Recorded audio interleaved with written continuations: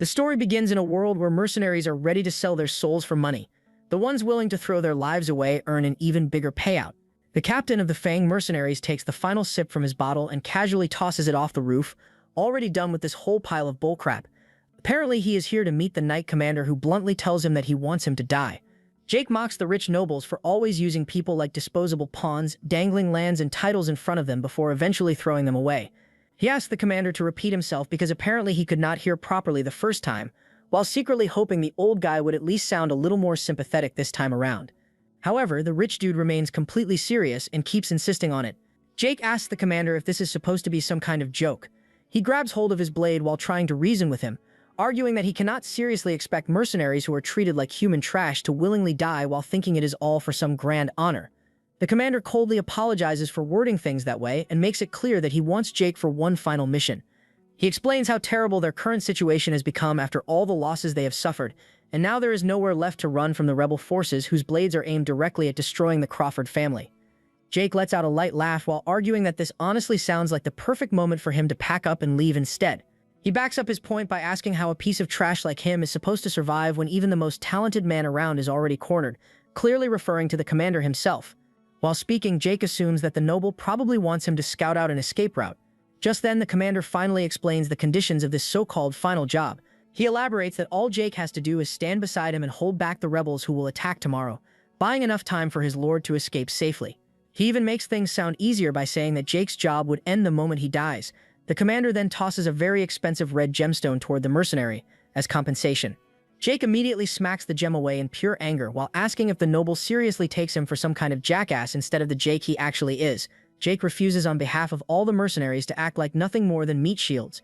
He reasons that they would barely last a few moments out there, and even if they somehow survived that long, the rebels still would not simply let them walk away alive afterward. The commander reminds our guy that he is not a knight but merely a mercenary, and according to him, the rebels would not waste time chasing people like them down. Jake laughs at the obvious nonsense and reminds the commander how the mercenaries are enemies. The rebels would prioritize murdering before anything else. The mercenary leader remembers how he has disguised himself as rebel soldiers multiple times before and silently butchered their men and commanders one after another. He caused so much panic and trauma among them that the rebels now want to rip the mercenaries apart even before going after the lords they were originally supposed to defeat. Remembering all of this, Jake realizes that the commander must have already considered everything beforehand, meaning his real intention was simply to use them as decoys from the start. However, the commander denies having such intentions, and instead threatens that if Jake refuses to obey, he will personally cut the mercenary down himself, and take command over them like obedient dogs licking his boots. After hearing that confession, Jake immediately jumps backward while reaching for his sword. He tells the commander that he genuinely used to think he was at least better than the rest of the nobles running wild. While the commander politely apologizes, Jake argues that he is going to cut his head from his body and offer it to the rebels. The rich guy mocks him, asking if our mercenary plans on using his head to beg for mercy. The commander looks stunned seeing the mercenaries resolve, realizing he is even willing to go as far as offering his own head if it means saving his underlings. The mercenary leader argues that he has already promised his men he would make their dreams come true, and he is fully ready to take responsibility for the path he led them down. Jake draws out his sword while speaking, preparing to start what he bluntly treats as a duel for collecting heads. Seeing this steady, unshaken resolve, the commander smiles and acknowledges that Jake is the true leader here. He silently wishes he had Jake instead of his Lord Crawford. Just then, our mercenary leaps forward to attack, but before he can even land his strike, he is beheaded mid-air. As his vision starts fading to black, Jake admits he did not expect the difference in power to be this overwhelming just because of a talent. Even so, he dies peacefully since he had already ordered his men to retreat if he did not return in time. In his final moment, he wonders whether things would have been different if he had been born with the same opportunities as the nobles, and whether he would have reached far beyond where he stands now. As the story continues, Jake suddenly finds himself waking up after being slapped awake by some crying mess of a person. Hans calls him young Master Lucian, and is desperately begging him to open his eyes, practically on the verge of breaking down. Jake feels something really off because by all logic he should either be rotting in hell or chilling somewhere in heaven by now. Instead, he notices his hands feel softer, almost delicate, like the kind of hands some noble girl he vaguely remembers would have. That alone makes him pause as he slowly turns his attention to the crying mess in front of him, trying to figure out who this guy even is. Hans keeps crying while admitting he genuinely thought his master had died. He explains, still panicking, that he was worried sick because if his master actually died, he would likely be executed and made to follow him into the grave. Jake, however, is completely lost at the whole master and servant logic and cannot make sense of any of it. But what bothers him most is the fact that he is absolutely sure this is not some dream or hallucination. He clearly remembers the moment his head got detached. After a quick inspection of his surroundings and his own body, the mercenary reaches the only conclusion that makes any sense to him. His soul has somehow landed inside the body of a completely different person named Lucian. He gets up and walks over to a mirror, and what he sees leaves him genuinely stunned. The face staring back at him is not only unfamiliar but also way too good-looking, and his first completely unfiltered thought is that this body could easily score girls instead of dying as a virgin like last time. He then wonders if this Lucian guy is some kind of noble and turns back toward Hans, trying to squeeze out more information from the crying attendant. He quickly demands to know what year it is, and Hans immediately realizes his master is still mentally shaken, so he answers that it is the imperial year 846. The moment Jake hears that, a cold wave runs through his entire body as he realizes he has somehow returned 15 years before his death. That realization hits even harder when he understands this is not just reincarnation but actual regression. He then moves on to another question, which immediately freaks Hans out when Jake bluntly asks if he has a death wish. Trying to maintain some authority, he scolds Hans for touching and even slapping him earlier without permission. He then casually pressures the boy into revealing who he actually serves. Hans quickly begs for forgiveness, saying he has committed a grave sin, before revealing his master's name as Lucian Valdek, the third son of the Great House. Luckily, Jake is well informed about the House Valdek, since it has been a pillar that has supported the Empire throughout its entire history. He knows this house holds power equal to that of the imperial family, and he has even worked here as a guard for several years. Roughly around the same time, he has now been reborn as Lucian. Jake remembers his last wish of seeing how far he could go with equal opportunities as royalty, and he quietly challenges destiny itself, telling it to watch closely as he makes it happen. As a first step in his life as Lucian, he opens the window while having high hopes for himself. Later, he walks alongside his attendant Hans while appreciating the Valdek duchy, knowing he needs to get used to this place soon. While moving around, he notices the servants staring at him with unbelievable eyes like they have just seen a ghost. When he asks Hans about it, it becomes clear that the previous master of this body has been in seclusion and has not come out of his room for over a year. Jake thinks it is all nonsense, wondering what kind of noble would hide himself in a corner of his own house for that long. He then starts worrying about his new big daddy, none other than Grand Duke Sigmund Valdek, since he is sure a man of that level would not just stand by and watch his own blood rot away locked inside a room. Because of that, he starts thinking of the possibilities. Maybe this Lucian is a troubled child who got quietly abandoned, or maybe the big daddy simply chose to turn a blind eye and pretend nothing is happening. Either way, he decides to avoid meeting the daddy for now until he figures out what kind of mess he has actually landed in. Just when things could not get worse, the head butler Edwin shows up, greeting Lucian with exaggerated relief and saying he is extremely happy to see him safe and well. Lucian immediately recognizes him from his life as Jake. Edwin originally entered House Valdek as a child hostage, but his exceptional ability forced the Grand Duke to hand over control of most family affairs to him. Jake remembers him clearly as the right hand of the Big Daddy, and he instantly regrets running into him right after reincarnating. He worries Lucian might pick up on his behavior since he is basically a slum-born mercenary in a noble body. But then he reminds himself that even Edwin probably has not seen Lucian properly for over a year. Thinking quickly, Jake decides to mimic the speaking style of the commander, since that is the most noble reference he has in his memory. Lucian puts on a clean, noble act, thanks the head butler for his concern, and casually mentions that he has come out to check on family affairs he neglected during his seclusion. He adds that luck is on his side since he happened to meet the head butler immediately, then quickly asks if anything unusual or problematic has happened in the family during this time. Edwin simply smiles and replies that everything in the family is better than ever. Lucian lets out a small internal sigh of relief, thinking the butler has not noticed anything strange, and turns back toward his room while saying he feels a bit tired. However, before he can leave, the head butler stops him and informs him that the Big Daddy wants to see him immediately.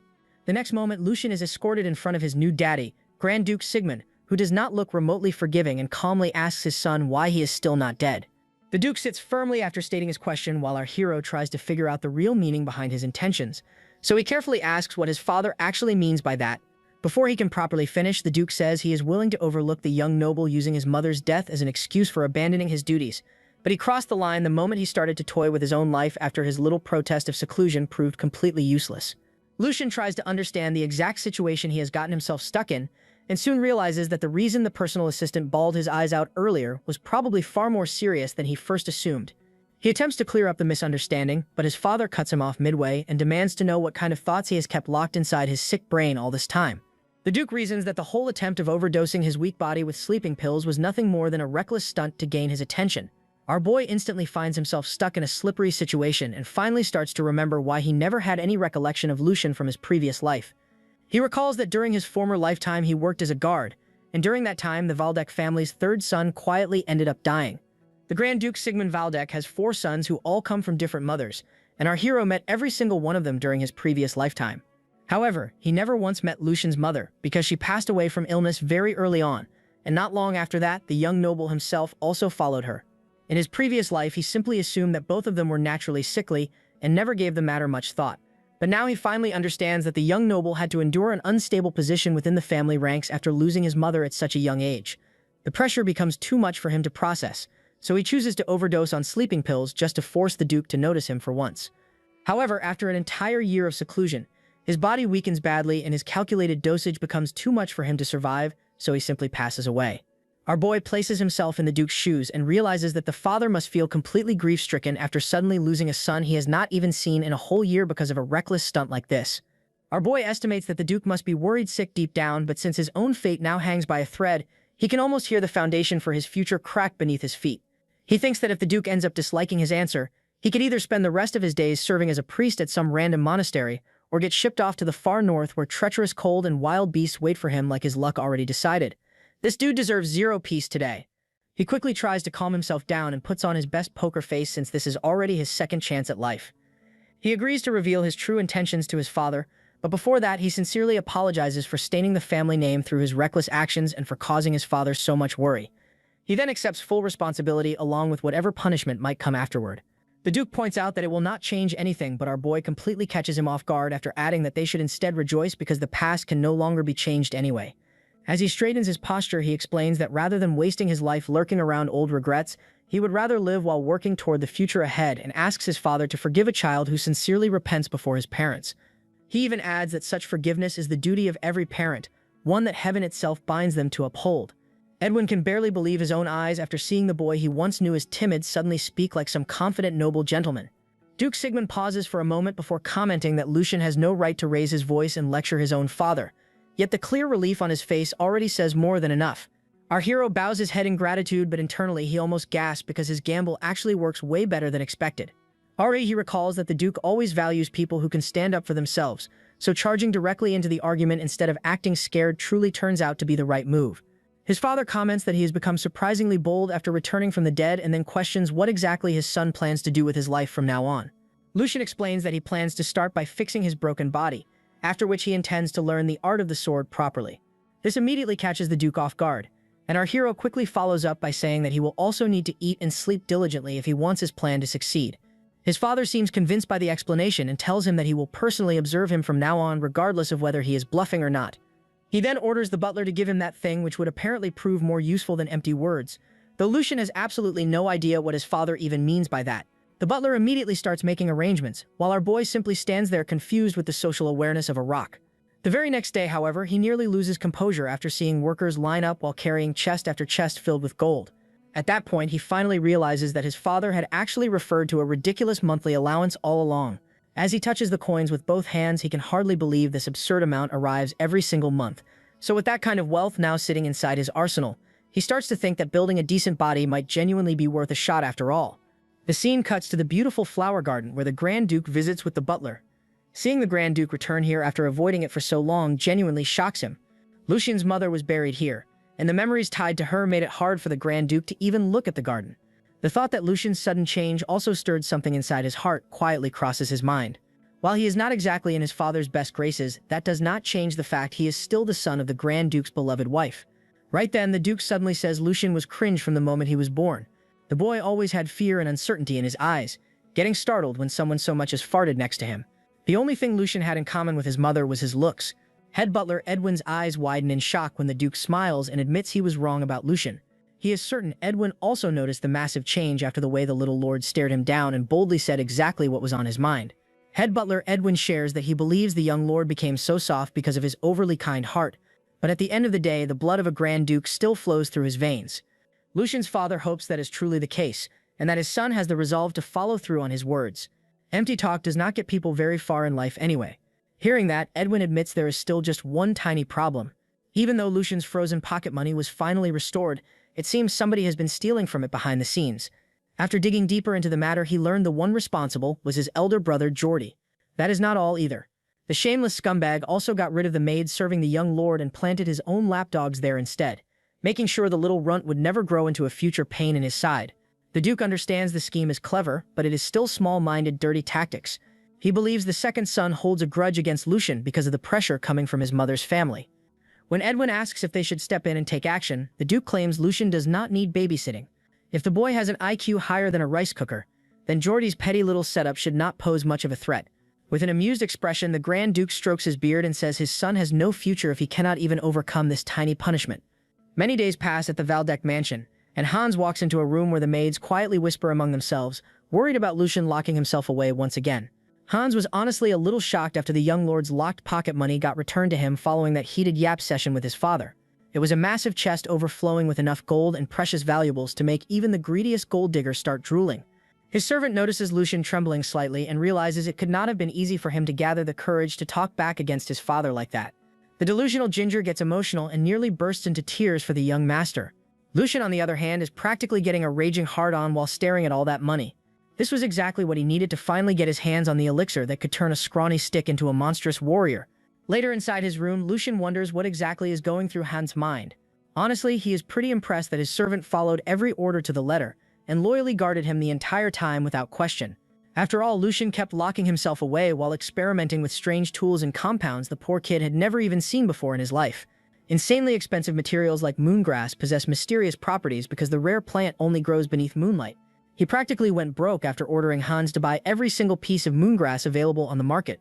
My guy realizes he probably looks like a psycho devouring money like this, but he alone knows the investment will repay itself more than tenfold within just 1 year. Overflowing with excitement, he flails his arms around and inwardly celebrates that he is going to become the most powerful man alive.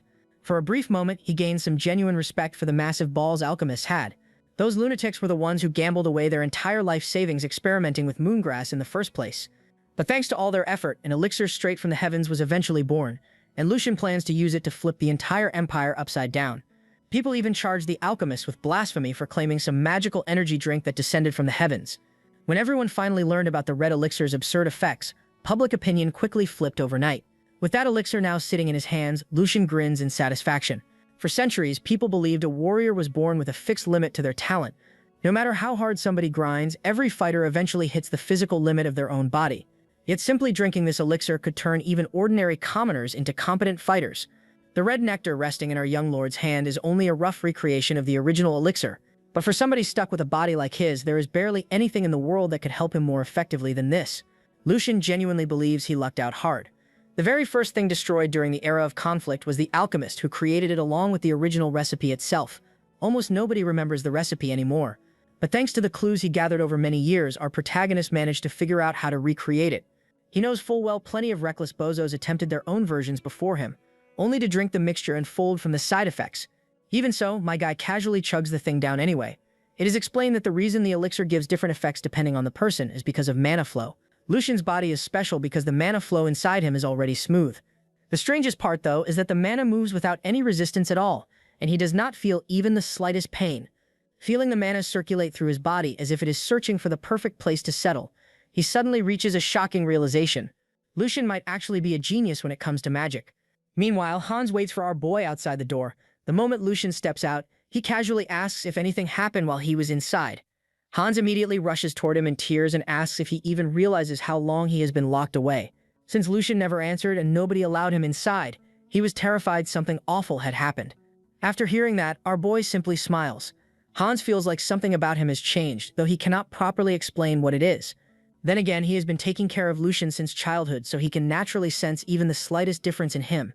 A body needs proper time and nutrition to grow, so the thing changing at terrifying speed is not his body but what lies inside him. Our boy is convinced all of this is happening because of Lucien's talent. He believes it rivals the monsters who once changed the course of history itself. That makes him certain he can peak ever higher than his previous life. When he tells Hans that everything happened because of him, bro just stares in confusion over what he is talking about. Our boy then explains that Hans should sell everything he owns and follow him from now on. Together they will reach new heights never seen before. He admits he is actually jealous of Hans because back in his old world, nobles with a heart of gold like him did not exist. A week later, the two of them can be seen wandering through a forest together. Our boy wonders if he really deserves to live such a peaceful life. Compared to his previous life, he barely has to struggle anymore. Thanks to that, he can focus entirely on recovering his condition. Still, there is one thing he absolutely needs to deal with. that is his former self, a guard of the Valdek family called Jake. The captain confirms to our boy that he does not know anyone with that appearance. As for the position our boy used to hold, it's already been filled by a complete stranger. Hearing that, he decides it is probably for the best if they never meet. Deep down, he still does not have the confidence to face the person he used to be. Suddenly, Hans nervously asks if he is seriously planning to enter the training grounds. After all, Lucian once swore he would never step foot near that place again. But bro eyeballs him like he never said anything like that in the first place. After that, Hans explains how much he hated this place because the second prince made his life miserable here and pushed him into swearing he would never come near the training grounds again. Hearing that explanation, Lucian quickly pieces together the situation. Since swordsmanship is a required skill for the Grand Duke's children, the second prince used the training grounds to drill fear deep into the third prince's heart so he would never dare return. So Lucian tells Hans not to worry because all of that is in the past now, and he should simply trust him and follow along. Meanwhile, inside the training grounds, everyone is gossiping about whether the third prince is really coming there. Mustache Man asks the green-haired guy if the rumors are true, and he confirms that the prince actually showed up. He tells him the prince is currently walking around the training hall with his servant. So Mustache Man wonders why the third prince suddenly came back because there is no way he forgot the humiliation he suffered there. But after thinking it over for a moment, he decides this situation might actually be more interesting than expected. He then orders the green-haired guy to report the news to the prince while he makes sure everything is prepared on his end. After taking a full tour around the training grounds, our boy is genuinely impressed by what he sees. The place contains practically every kind of training equipment imaginable along with a massive practice field. He honestly cannot believe a single person is allowed to own something so stacked. Our boy ponders that if they had facilities like this back in his old life, way more people might have survived instead of getting wasted. Suddenly, the mustache clown appears in front of them and, acting like a real pain in the buns, he says he is surprised to see the third prince here. After that, he mocks our boy by saying he still remembers the day he ran away after getting crushed by Lord Geordie. Back then, he looked like a terrified baby sheep bolting from a starving wolf to save his own hide. The man asks if he is still so scared of this place that he even dragged his servant into the so-called Sacred Hall of Warriors for emotional support. Then the blowhard reintroduces himself as Hendrik while giving fake polite greetings. He asks Hans if he remembers him being the one who taught swordsmanship before, because apparently bullying weak kids was the best part of his life after the divorce. He smugly claims he is going to enjoy it just as much this time around. Royal knights are supposed to represent honor and loyalty, and most of them come from noble families. They master martial arts alongside proper etiquette, and once they earn enough merit, they are finally granted the title of knight by their lord. For many of them, that title is the peak of their existence, but at the end of the day, they are still glorified guard dogs, wearing fancy collars and polished armor. Even then, they are expected to show respect toward the lord who gave them wealth, status, and recognition. But Hendrik is nothing like those disciplined knights and acts more like an arrogant bulldog. The owner let off its leash. Lucian figures part of it comes from the third prince's low standing. But the bigger reason is that this clown fully believes his backer will protect him whenever things go south. Personally, our boy thinks a few brutal methods would fix that rotten attitude real quick. But if he actually goes that far, the Duke definitely will not stay quiet. In the end, a knight is still a valuable asset to the family, and punishing one without proper procedure would only add a mountain of annoying problems onto his plate. So Lucian decides this is not the right time to start throwing hands and calmly says that only a fool would avoid the training hall forever because of one bad memory. He tells Hendrik that he came here to learn sword forms. From now on, he plans to visit much more often. Lucian questions if there is anything wrong with someone trying harder after wasting an entire year of their life. Hearing that, Hendrik bursts into loud laughter and says that is the funniest joke he has heard since his divorce. It's far too late for him to learn sword forms. So Lucian asks how exactly he is late, and the mustache knight explains that once someone passes the age of 15, they have no hope in swordsmanship. Sword forms are real techniques, and simply practicing them strengthens the body itself, but they only function when the mana paths are open, and according to Hendrik, those paths begin closing at the age of 16. So for a failure like the third prince, these techniques would only drain his stamina. Sword forms without enlightenment are nothing more of a flashy little dance routine when he does it. The mustache knight keeps yapping that becoming a dancer would honestly suit him better anyway. He claims our boy should stop wasting everyone's time and focus on his real talent instead. And if even that fails, he can always spend his days trimming flowers and playing gardener. Every person has a role that fits their sad personality. After that, Hendrik feels pretty satisfied with himself and assumes he has left our boy speechless. The clown even lies about the mana paths closing at 16, but he does not care because his goal was simply to crush the third prince's motivation before it could even start. Lucian suddenly acts nervous and asks if Hendrik is mistaken about the mana paths because he heard they close at 25 instead. He even asks whether the second prince believes the same thing. Hendrik smugly assures him that the second prince absolutely agrees with him, fully convinced he just won the argument, and buried the discussion for good. Suddenly, Lucian turns to Hans and loudly says if the second prince truly believes something that's stupid, then the Valdec family is cooked, and he is getting dragged into the disaster with them. He calls them fools who do not even have the basic knowledge of when the mana paths close. They probably threw away countless talented people because of their brain rot assumption. He genuinely cannot believe his older brother is this narrow-minded. Lucian also tells everyone not to stop him because a knight's duty is supposedly to speak the truth. Right after that, our boy blames Hendrik for trying to mislead the son of the Lord with fake information. The guy sweats hard and asks what he is trying to imply. Our boy calmly tells him to forget the whole thing because surely a proud knight of House Valdec would never stoop to something this petty. Hearing all that, Hendrik finally snaps and decides he needs to teach the third prince a lesson. Meanwhile, our boy thinks this outcome was inevitable because Mustache Man walked into his trap. Then he asks Hendrik if he even realizes how serious this matter actually is. Confused, the guy asks what he is talking about. Lucian says everyone already looks down on him because of his foolish behavior in the past. But if Hendrik and the second prince are truly wasting talented warriors, he cannot ignore something that huge. That kind of stupidity weakens the Valdec family's military power and damages the security of the entire house.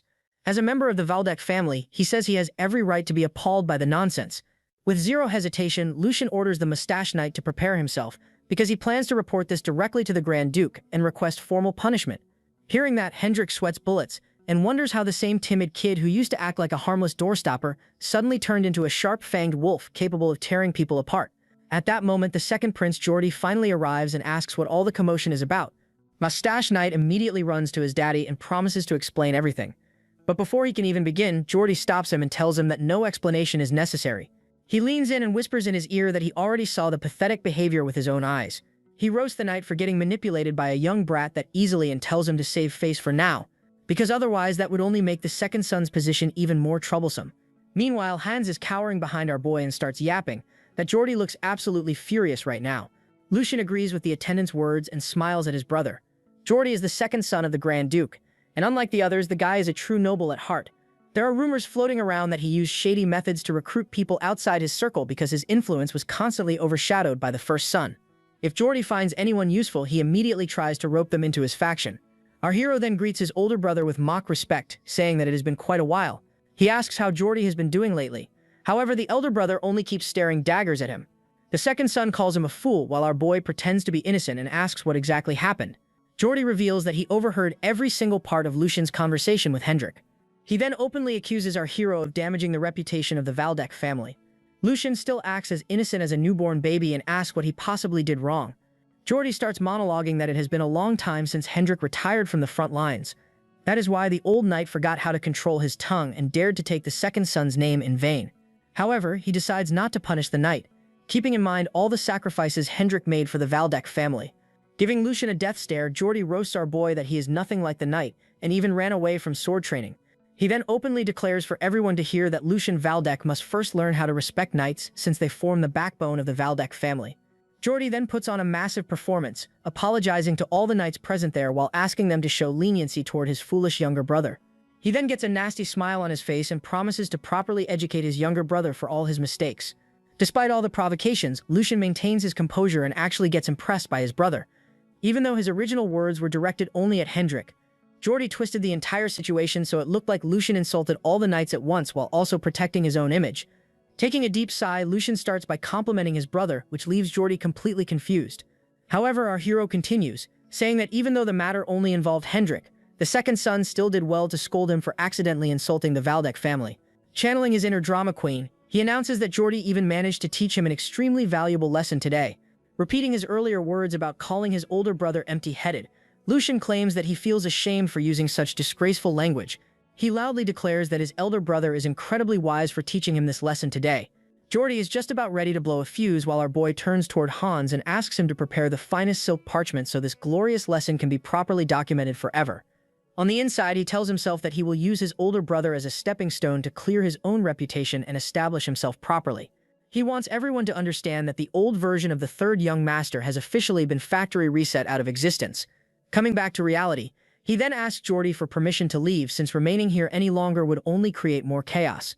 That instantly ticks the second son off, who demands to know who gave him the audacity to even think about leaving after causing all this trouble. Lucian then calmly reminds him that their father is watching them closely right now. Even though he personally has nothing left to lose, his older brother could still suffer severe consequences from acting recklessly. That immediately shuts Jordy up, and our hero takes the silence as approval to leave. Throwing an arm around Hans, he tells him that it is finally time to leave and immediately books it out of there at full speed. Meanwhile, Hendrik finds his voice and asks if it is truly alright to let them leave like this. However, he instantly shuts up again the moment he sees the terrifying look on Jordy's face. Coming back to our hero, Hans nervously asks if things will really be alright after leaving matters like this, especially considering Jordy's personality. The attendant is convinced that the second son will definitely seek revenge later on.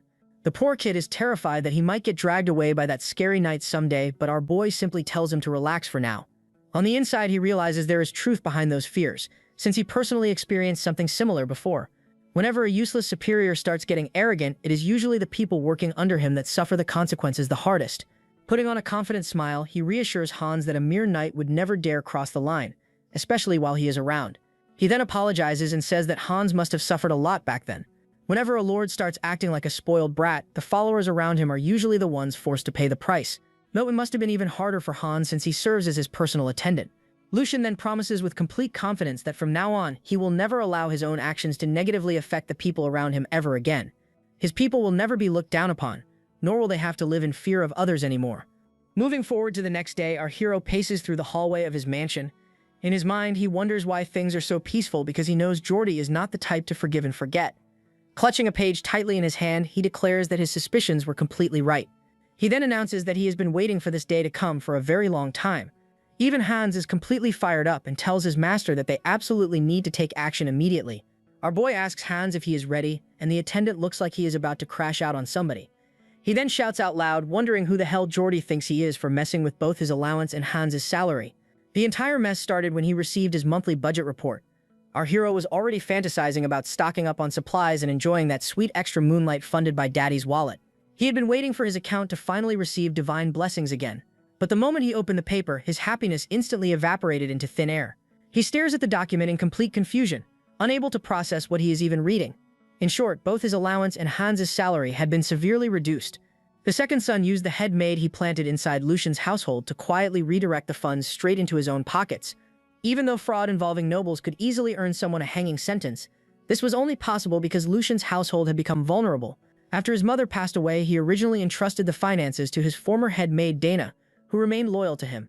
But eventually, the old head maid got replaced by a little gremlin in disguise. Coming back to reality, Jenny introduces herself as the new head maid.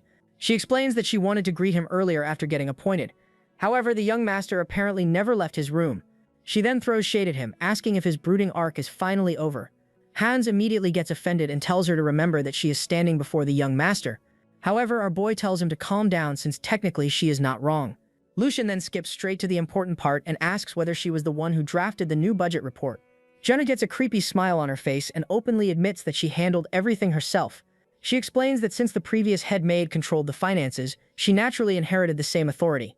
The little gremlin then immediately tries twisting the situation around and accuses Lucian of interrogating her for simply doing her duties properly.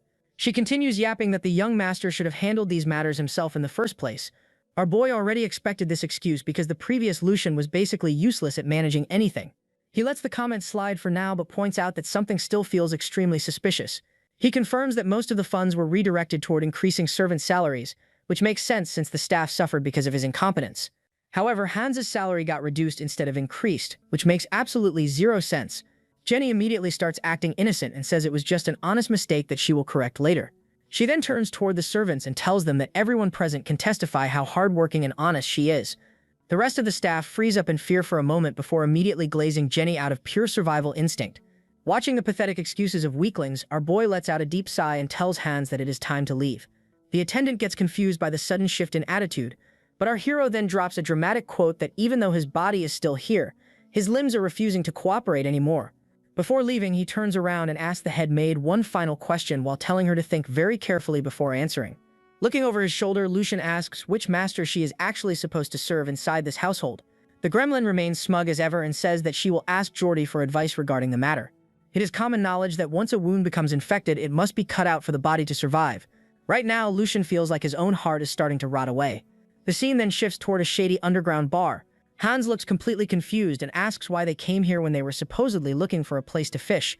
Before the attendant can keep talking, his attention immediately shifts toward the brutal fight happening in front of him. The two fighters are going all out, exchanging blow after blow while the crowd screams like they just discovered caffeine for the first time. The young master smiles and tells Hans that this is exactly the type of place where they can catch a massive fish. The bartender warns the two children to leave immediately since this is no place for kids. However, our boy casually drops a heavy pouch of coins onto the counter and asks when gambling suddenly became this complicated. Removing his hood, he looks directly at the bartender and asks if he is really sure that he does not want new customers after all. Lucian then has a flashback about the little gremlin but quickly reminds himself why he still has not taken any action yet. First of all, the girl is not some ordinary servant. She is the daughter of the nanny who personally raised Jordy ever since he was a child. Because of that connection, he cannot make any reckless moves without facing heavy consequences afterward. The even bigger issue is the chain of command inside his own household regarding who the servants actually follow. Since the entire situation is messy right now, he needs an absolute solution instead of half measures. He eventually realizes there is no way the Grand Duke is unaware of all this, meaning this whole situation is most likely a test that he needs to pass himself. Taking a seat at the gambling table, he tells himself that he first has to prove his worth to his father.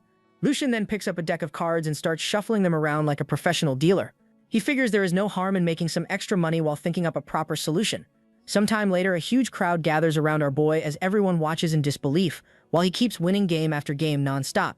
The opponent sitting across from him finally gives up after realizing he has absolutely zero chance of winning. Lucian taunts the poor guy that things were just starting to get interesting and asks him to stay a little longer. Meanwhile, Hans is completely flabbergasted and wonders where in the world the young master even learned how to play cards this well. Flexing the pile of money he won, Lucian casually asks if there is anyone else brave enough to step forward next. On the inside, he thinks that after suffering losses this huge, the real owner of the place should definitely show up soon. Right on cue, the doors suddenly slam open as an unknown figure slowly walks inside. The man smiles politely and apologizes for failing to recognize such an important guest sooner. He introduces himself as Hugo, the manager of this rundown establishment. The large man snaps his fingers and the workers immediately spring into action, slowly escorting all the other customers outside. Hugo explains that the guests might get angry later on, but that is only a small price to pay. He wants the young master to properly enjoy his visit without distractions. Lucian is impressed that the man recognized him so quickly, but then again, those instincts are necessary if someone wants to survive while running a place like this. Hugo apologizes once more. However, our hero brushes the matter aside completely. The manager admits that he was shocked seeing someone dominate the tables this one-sidedly. He then offers to personally play against the young master, which Lucian finds pretty amusing. Hugo humbly claims that he is nothing compared to him but has still learned a few tricks over the years, so at the very least it could help pass the time. Hugo immediately tries convincing Lucian that they already earned enough money and should head back home before things get worse. The attendant has an extremely bad feeling about the man standing before them. After spending years around dangerous people in the palace, Hans can instantly tell that Hugo is no ordinary thug. Our hero feels impressed and realizes Hans is not his personal attendant just for decoration. He silently agrees because the man standing before him is actually the infamous Black Shark Hugo. In the near future, this guy becomes a major underworld figure who gives every other thug competition. Hugo originally started off as a poor commoner surviving inside the back alleys. Alongside his monstrous strength, the guy is terrifyingly smart and capable of overcoming almost any obstacle thrown his way. Because of that, he rapidly gained influence before eventually stepping into the darker side of society and involving himself in murders as well. As time passed, Hugo became one of the top rulers of the underworld while controlling 5 entire territories. During the Empire's faction wars, he eventually declared himself a baron and later turned into a feared warlord known across the land. Coming back to the present, our hero thinks that Hugo is still inexperienced at this stage. However, that does not make him any less dangerous. Lucian then smiles and tells himself that this is exactly why he came here in the first place, to catch this black shark before anyone else could. Our hero offers a simple card game which Hugo immediately accepts while even removing the betting limits entirely. After all, he does not want the young master getting bored inside his establishment. Lucian looks genuinely pleased that he finally found someone who understands his vibe. The black shark plays along calmly while secretly plotting to rob the young noble blind. On the inside, the manager fantasizes about the arrogant kid eventually eating all his words later on. Everything seems to be going perfectly according to Hugo's plans. However, he never expected his assigned gambler to get completely destroyed this badly. He subtly signals the card shuffler with his fingers while thinking that Lucian seems like the type to dig himself deeper whenever trapped inside a hole. A crazy grin slowly spreads across his face as he imagines draining the noble completely dry of his fortune. Just then, Lucian suddenly starts rambling about something unrelated, which leaves Hugo confused. The manager asks if there is some kind of problem. Our boy brushes it aside and says he simply wants to ask a question first. He continues by saying that even though they just met today, he has taken quite a liking to Hugo already. Lucian explains that a person's character can easily be judged based on the behavior of the men under him. He then openly states that it takes real skill to successfully run an illegal gambling den like this for so long. If Hugo truly crossed the line, the officials would have never allowed him to continue breathing peacefully. The large man humbly replies that he simply avoids causing unnecessary trouble. Lucian waves his hand dismissively and says he is not as uptight as the other nobles. He then suddenly drops a massive bombshell and asks when Hugo plans to begin large-scale production. That instantly confuses the big guy, however. Lucian digs even deeper and asks about the special product currently being developed in Bestra. He even specifies it further by bringing up the hallucinogens directly to catch the guy completely off guard. Hearing that, even his attendant Hans looks shocked. The big guy immediately starts acting dumb in a desperate attempt to save his own skin. Lucian, however, goes fully offensive and tells the black shark to drop the act already. He makes it clear just how much he knows by dragging House Logren into the conversation and revealing that he is already aware they are working together. Lucian even exposes how the entire goal was to directly defame House Valdek by flooding its territory with drugs. He mocks the Marquis of House Logren for relying on such cheap little schemes and practically corners the big guy into admitting it himself. Then he presses even harder by dumping the responsibility for the entire mess onto him, while sarcastically praising his bravery for committing such a crime right inside Valdek territory like some genius mastermind with a death wish. He keeps piling on the pressure by warning the man that the moment he slips up, all of House Valdek will personally make sure to cut him down piece by piece. Lucian continues talking while mentally tearing apart the guy's so-called foolproof plan and making the big fish sweat bullets under the pressure. Lucian only knows all this because of his previous life as Jake. He remembers that in the original timeline, this conspiracy would only be exposed 2 years later by Jake himself. Back then, Sigmund Valdek received reports about drugs spreading through his domain and immediately ordered a raid on the stronghold. But by the time Jake arrived, Hugo had already escaped the city and was probably relaxing somewhere on a beach living his best life while everyone else cleaned up his mess. Even though Jake suffered a major failure back then, he has now managed to turn that knowledge into an advantage in his new life as Lucian.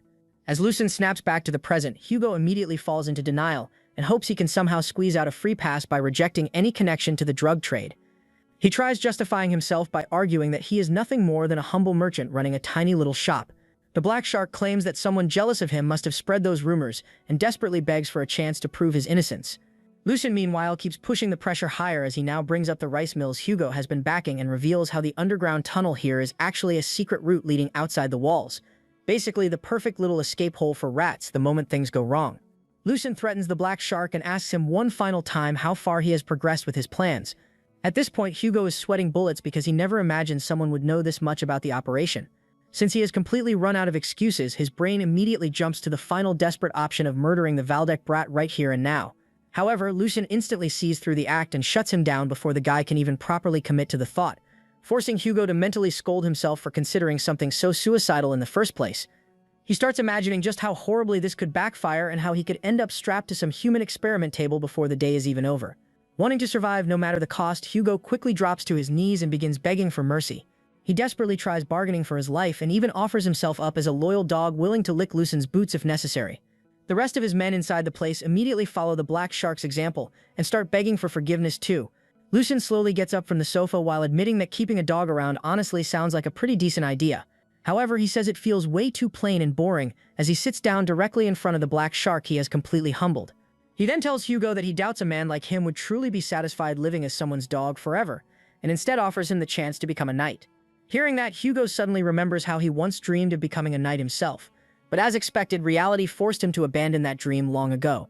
Deep down, he always believed he would remain nothing more than a disposable tool for the nobles, no matter what he did, simply because he was born with a low social status that society would never let him escape from. So when the man finally sees a door opening in his miserable life, he refuses to let the opportunity slip away, even if it turns out to be some kind of gimmick. He immediately presses his nose against the ground and asks whether something like this is truly possible for a lowborn like him.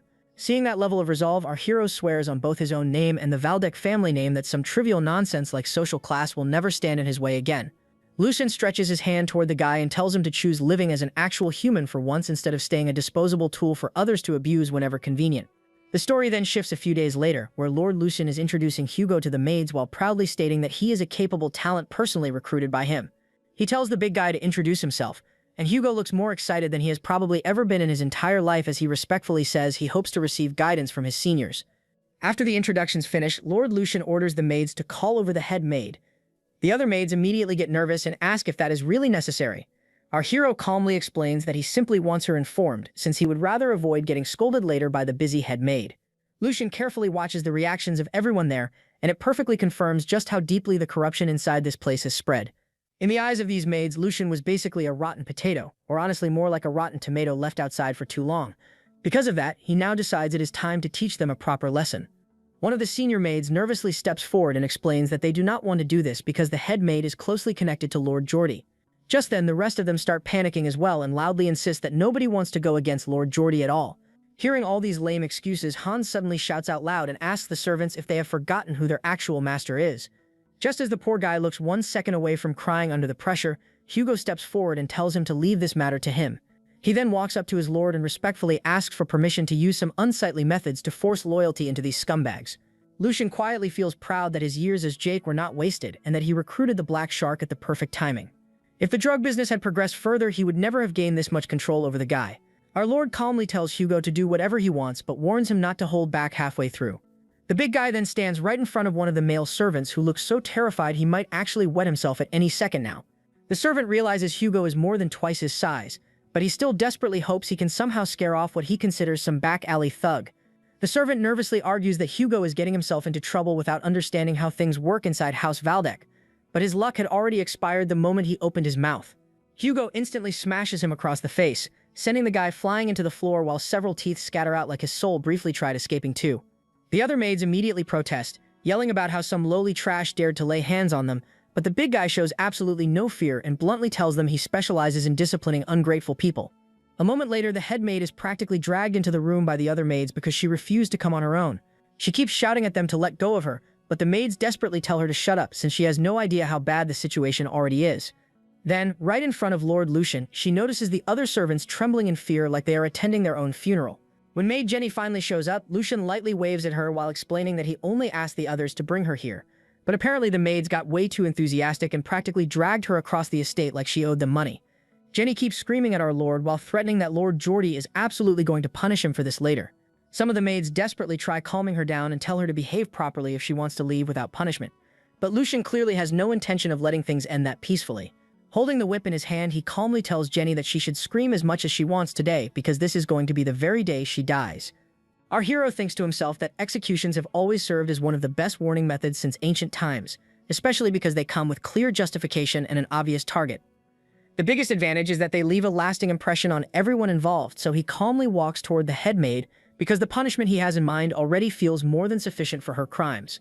She stares at him with open contempt while he keeps a cold expression on his face, and thinks that after today sets an example for everyone, even the Grand Duke will finally acknowledge that the weak and frightened Lucian no longer exists. He then calls over one of the butlers, who instantly understands the assignment and forces Jenny down onto her knees without hesitation. As our boy approaches her with a whip in hand, she hurriedly warns him to be careful because if he dares to even touch her, then Lord Geordie will absolutely seek revenge afterward. She quickly adds that her mother served as Lord Geordie's wet nurse, which technically makes her the Lord's milk sibling and someone far above ordinary servants. Lucian completely ignores her non-stop rambling and calmly asks whether those truly are her final words before adding that it would honestly feel pathetic if she died while shouting her brother's name over and over again. He then asks if she has any better excuses prepared, but the moment she tries to bring up Geordie once more, he immediately cuts her off. Our hero tells her to wake up and face reality, because she genuinely has no escape left now since he already possesses enough justification to kill her on the spot. He then lists all of her crimes one by one, including insulting a noble, neglecting her duties, embezzling funds, and encouraging the other workers to turn against him. He reminds her of her actual place because she clearly seems to believe that becoming Lord Geordie's milk sibling somehow raises her social standing, and he coldly points out that even Geordie himself cannot do much about the current situation either. The worst Geordie could realistically do is beat the young master a few times, but even that would become difficult if their father decided to interfere. Lucian then lays bare the harsh reality that the Duke would probably reward him for properly dealing with a rebellious servant instead. He reminds her once again that Geordie is nothing more than an heir just like himself, and not some untouchable emperor who owns the whole world. He declares that he already gave her a chance earlier, but she stubbornly dragged herself into this outcome with her own actions, after which she immediately starts trembling and begging for mercy. Our boy simply smiles at her panic, and not long after that, the well-deserved whipping finally begins. Sometime later, news reaches Lord Geordie and he rushes toward the residence, completely unable to believe what just happened. He wonders how that timid little brother managed to take such a massive step after previously getting humiliated by the head maid so badly. More importantly, however, he cannot understand how the people he planted inside the residence failed to stop Lucian at all, which can only mean that his younger brother has already seized complete control over every servant there. As he struggles to catch his breath, his knights quickly reassure him that the reports must be some kind of misunderstanding because Lucian simply does not have the temperament to hurt anyone. They even remind him that the young master fears Geordi more than anyone else, and he almost starts to agree before a blood-curdling scream suddenly echoes through the entire hall. They immediately rush toward the source of the noise, only to find young master Lucian calmly standing there with a blood-covered whip in hand while Hugo firmly holds the maid in place beside him. Geordi visibly shudders at the sight before demanding to know what exactly is going on here. Our boy casually welcomes his elder brother, but then tells him to leave because he is currently a little busy dealing with the root of rebellion among his people. Without missing a beat, he tells Hugo to prop her back up again, which immediately causes Geordi to order his men to retrieve the head maid at once. The knights rush toward our hero, but Lucian simply warns them that if anyone steps within 3 paces of them, Hugo should slit the maid's throat immediately, and he himself will take full responsibility for whatever follows afterward. Geordi's men instantly freeze in place while Hugo presses his dagger against the maid's throat and calmly promises that there will not be even the slightest chance of survival if he acts. As he says this, he lightly cuts across her neck just enough to prove that he is absolutely not bluffing around. Jenny immediately starts whimpering and calls out to Lord Geordi with a trembling voice that sounds seconds away from completely breaking down. Geordi orders Hugo to drop the dagger and warns that if he refuses to comply, it will not only cost him his own head, but his family's heads will also end up displayed across the city walls. To everyone's shock, however, Hugo calmly replies that he has no intention of obeying because his master is Lord Lucian, so he sees absolutely no reason to follow someone else's commands like some background extra with no loyalty settings installed. Hugo remains completely unwavering and declares that he will fulfill his duty to Master Lucian regardless of whatever consequences might follow afterward. After realizing that the situation has slipped completely out of his control, Geordi hesitantly asks Lucian why he is treating Jenny so harshly, so our boy calmly explains that she insulted her superiors, ignored direct orders, and even meddled with the estate's budget. Because of that, he declares that the punishment he imposes is completely fair and justified before asking whether his brother is actually capable of separating public matters from private emotions in the first place. The story then explains the order of succession within House Valdec. The eldest son and first in line is Tristan Valdec. Second comes Geordi, who is currently locked in a power struggle against Tristan. So this is the perfect moment for the second son to make a name for himself inside the family. There is one massive setback, though, after he got publicly embarrassed by our boy. After that, if he also fails to protect his most valued servant, Jenny, it would make him look even worse. All of his followers would realize he does not possess nearly as much influence as he pretends to. Their loyalty would crumble on the spot. Clenching his fists tightly, Geordi admits defeat to his little brother and asks him to let Jenny go. Even his own servants are stunned by the sudden surrender, while Han's goofy fear slowly shifts into disbelief. Meanwhile, Hugo stays cold as steel with a knife pressed against the traitor's throat, refusing to move an inch until his master gives the order. Laughing inwardly at his older brother's pathetic collapse, Lucian refuses to let him off just because he admitted defeat. This clown ruined both Lucian and Han's lives, and that is not something that can be fixed by flapping his spoiled little silver spoon mouth. The sheer nerve of this guy genuinely disgusts him. Acting clueless, Lucian asks what exactly his dear brother is even admitting defeat over. Geordi's face twists with frustration as he explains that he is merely punishing a snake who committed far too many crimes, which is naturally his duty as a lord of the house. He adds that embezzling money is a grave crime even nobles cannot simply push aside.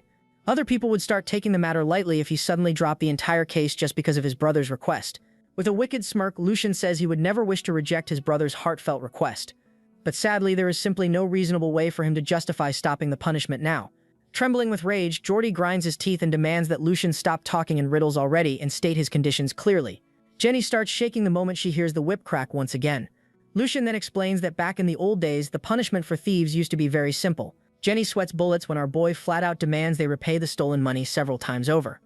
With the most punchable smug grin imaginable, Lucian asks his big brother if he even knows how much cash he is about to cough up.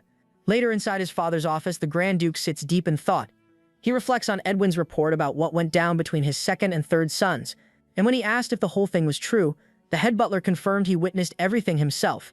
He also explains that Lucian personally recruited some brute from the streets named Hugo. That same Hugo played a major role in ripping out the spies buried throughout his annex.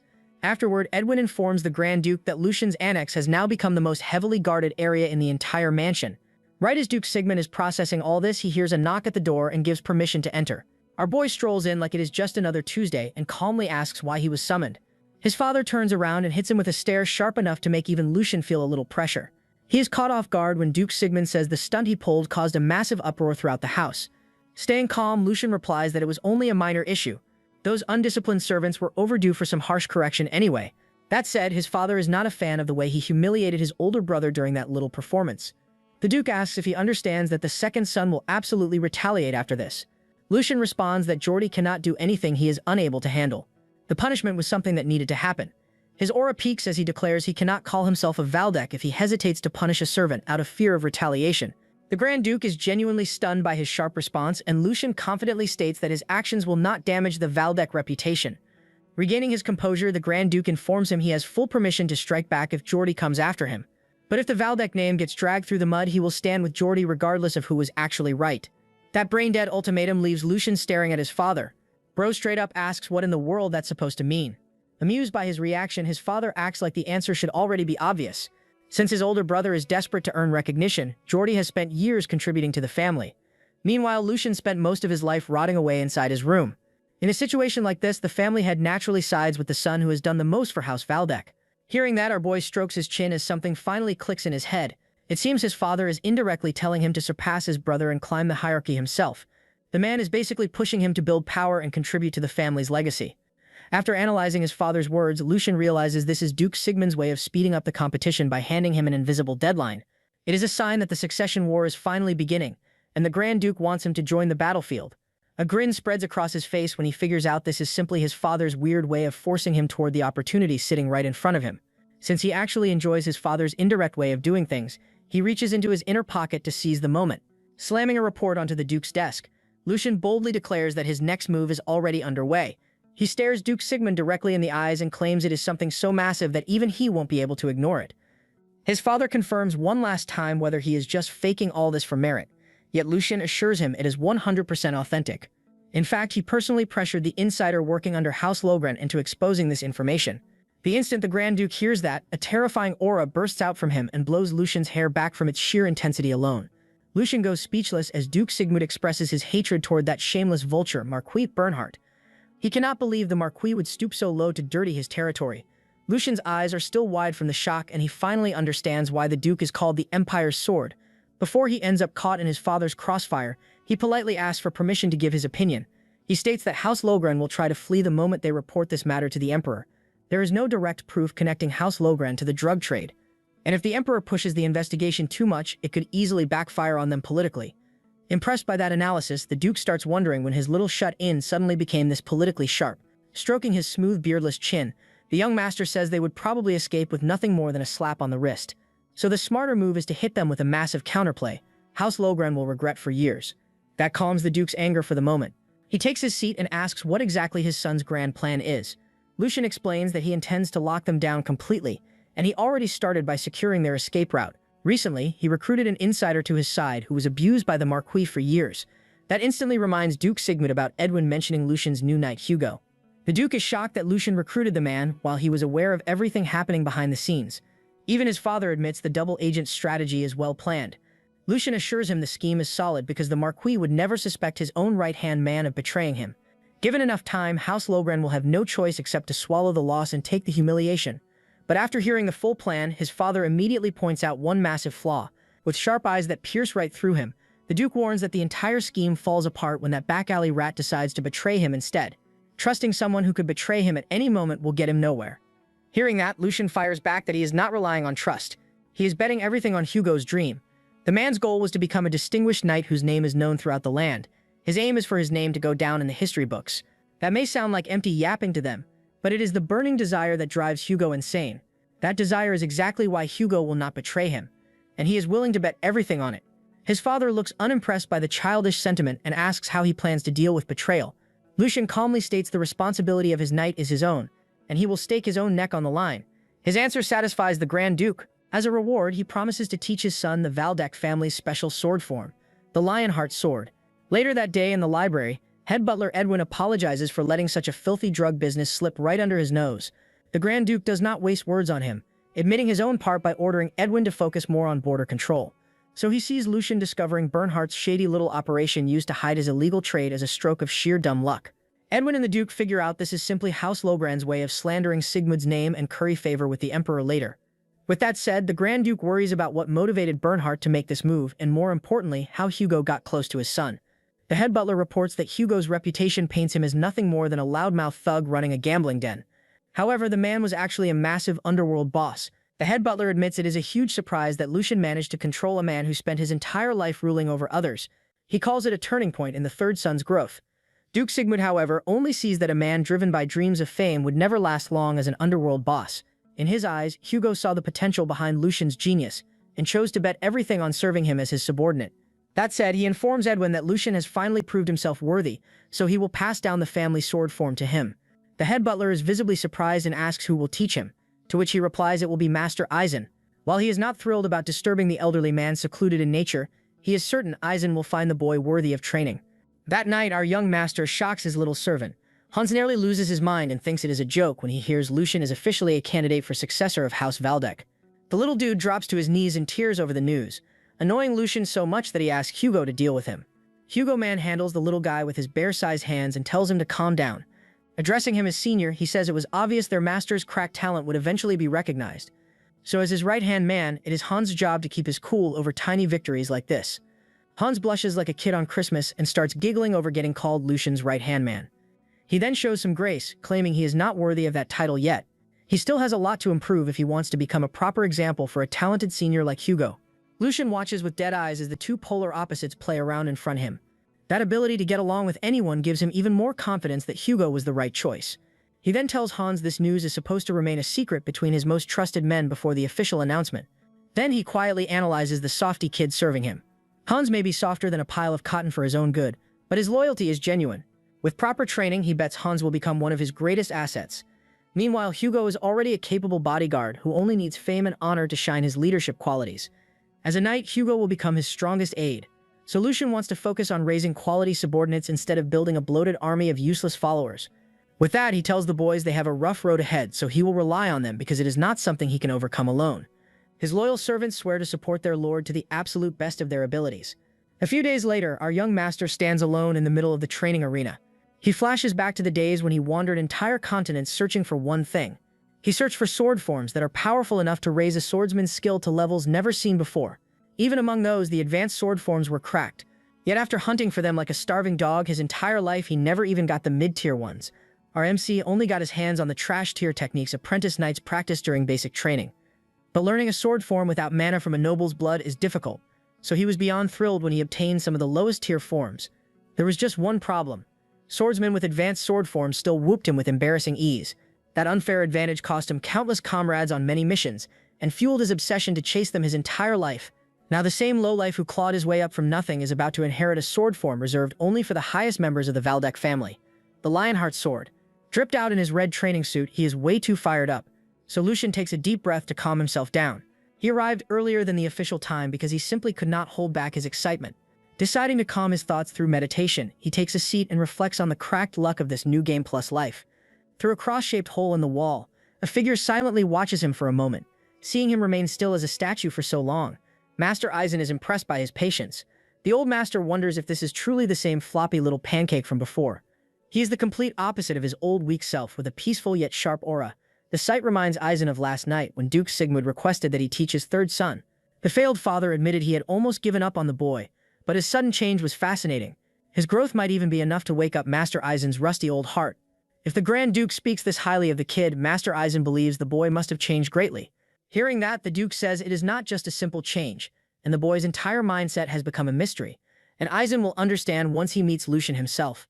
Waiting to see how the boy will surprise him, Master Eisen grins with anticipation. Eisenbrenner is known as a sword saint who has long surpassed the normal limits of circulation and reached what is called true awakening. Even among ancient legends of the Empire, beings like him are extremely rare, and even ordinary swordsmen treat them like walking disasters wrapped in human form. So when Lucian steps into the training hall, he almost cannot believe he is standing in front of someone of that level. Eisen greets him by mentioning that he has not seen him much since his birthday, and then informs him that he will be the one tutoring him from now on. Lucian had already received a heads-up from his attendant that a veteran knight from House Valdek would be teaching him sword forms, but nobody bothered to mention that it would be a sword saint. Lucian responds by slightly bowing in a respectful manner to acknowledge his teacher. Seeing this, the sword saint lightly remarks that he should not be bowing so easily since he is still a candidate for the future leadership. Lucian, however, handles it smoothly, calmly explaining that basic courtesy is something he cannot afford to neglect, especially in front of someone like him. He tells the old man how much he genuinely respects him, which ends up making the old geezer slightly flustered despite his tough exterior. Without wasting time, the old geezer immediately starts the training. and the first order he gives is simple: run laps around the training ground. The third young master does not question it even once, instantly getting into position and asking only for confirmation to begin. Before he can actually move, he gets stopped, as the old geezer suddenly asks if he does not have even a single question, like how long he is supposed to run, or why he is running in the first place. Lucian, however, had already prepared for this moment to secure the old man's favor. He replies that of course he was curious, but he fully trusts his master's judgment, and believes there must be a meaningful reason behind the order. He adds that a disciple should not waste time questioning every instruction, and should simply follow with trust. The old-timer is visibly impressed, even more than he was with any of the other siblings he has trained before. At this point, he finally understands what the Grand Duke meant, and without saying much else, he lets the boy start running without further explanation. Lucian immediately begins running like crazy. While he runs, he thinks to himself that the real reason he obeyed without asking questions was not blind faith at all, but because he had already figured out the purpose behind this test. He realizes this is clearly meant to judge his potential and mindset under pressure. The reason he picked up on it so quickly is because he used to run similar evaluation tests himself back when he was a mercenary commander recruiting new members. He knows exactly how much can be learned just by observing how rookies react under simple pressure like this. In his mind, he confirms that he has already proven his mental sharpness, and now only two things remain to be tested: endurance and tenacity. With that thought, he decides to keep running until his body gives out. An hour passes, yet he does not collapse, and not even a single drop of sweat shows on his body. Even Lucian is slightly shocked by this unexpected result, since he does not feel tired at all.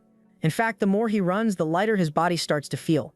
He cannot believe that something as simple as low-quality mass-produced nectar used during recovery could have changed his body this much, especially since the only exercise he has done since awakening was just basic walking. Even the old-timer is completely stunned, since he was not expecting to witness this level of physical performance today. To him, everything defies logic because there is not a single drop of sweat, and the boy's breathing still remains calm and steady, like a tranquil lake with no ripples. In his eyes, this is the kind of condition that only knights who have refined their mana for years would normally reach. He even starts wondering if there was more to that so-called yoga he had seen the boy doing earlier before arriving here. He finally calls off the running and asks the boy directly if that morning activity was actually a form of circulation rather than some meaningless yoga from a storybook. The young master calmly admits that it was indeed circulation he was practicing, which only makes the old geezer even more excited and visibly impressed. The Sword Saint then requests permission to physically examine the boy's condition and tells him to remain still even if he feels something unusual. The moment the old-timer holds the boy's hand, his expression completely freezes, because he never expected to find someone who has already reached the pinnacle of circulation at such a young age, something even comparable to himself. Even more shocking to him is the fact that the boy seems to have surpassed him in certain aspects, as if he is already forging an entirely new path that the old-timer himself had never even considered possible. The Sword Saint slowly removes his hand and asks how long it has been. Our hero looks up at him in confusion, so Aizen rephrases the question, asking when did he reach the end of his mana circulation. Lucian still acts clueless, but the old man explains that he just examined the flow of mana inside his body. He reveals that the young master's mana purity is clearer than fresh spring water. Moreover, like a perfectly tuned German car, his mana core operates at maximum efficiency.